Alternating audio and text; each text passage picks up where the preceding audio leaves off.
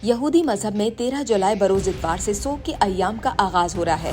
मजहबी लिहाज से हर साल यहूदी 3 हफ्तों के लिए सोग मनाते हैं। गम के अय्याम का आगाज यहूदी मजहबी कैलेंडर के चौथे माह तैमूज की 17 तारीख से होता है और 5वें महीने आप की 9 तारीख को सोग खत्म होता है।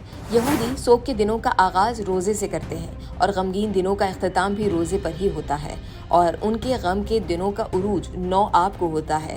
तारीखी रिवायात के मुताबिक 17 तैमूज के दिन मकबूजा अल-कुद्स शहर की बैरूनी दीवारें और फसलें तोड़ दी गई थीं। यरूशलेम में मौजूद मुक़द्दस हैकल की इबादत बंद हो गईं और दीगर कई यहूदी सानिहात इसी दिन से मंसूब हैं। इसीलिए ये दिन रोजे से शुरू होता है और इसके बाद 3 हफ्ते का सोग चलता है। यहूदी मजहब के मानने वाले अय्याम सोग के दौरान दुनिया भर में खुशी, मौसीकी, शादी और दीगर तकरीबात तर्क कर देते हैं। बाल कटवाना, शेविंग और नए कपड़े पहनना भी बंद कर देते हैं। इन दिनों में यहूदी अपनी मखसूस दुआएं करते हैं। इसके अलावा इबादत, दुआ, तौबा और तौरात का गमनाक हिस्सा पढ़ा जाता है। 3 हफ्ते के आखिरी 9 दिन सबसे ज्यादा सख्त और गमगीन होते हैं।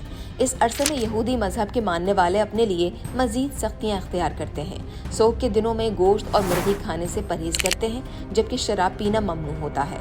शदीद गम के दिनों में नहाना, यहाँ तक कि कपड़े धोने से भी गुरेज किया जाता है। यहूदियों का सबसे अफसोसनाक दिन 9 आब ही है। इसी दिन यहूदियों का पहला हैकल 586 कब्ल मसीह में तबाह हुआ था, जबकि दूसरा हैकल 70वीं ईस्वी में रोमियो ने गिरा दिया था। इंतहाई गमज़दा त्योहार तशाबाव के दिन 24 घंटे का मुकम्मल रोजा होता है। यहूदी फर्श पर बैठकर क़ुनूत पढ़ते हैं, जिसे गमज़दा शायरी या मरसिया कहा जाता है। यहूदियों की मुक़द्दस तरीन किताबी मजमूए यहूदी बाइबल में मौजूद किताब नोहा की तिलावत भी की जाती है। यहूदी खामोशी से रोते हैं और खुदा से तौबा तलब करते हैं। मुतादिद यहूदी इन सोग के दिनों में चमड़े के जूते भी पहनने से इज्तनाब करते हैं।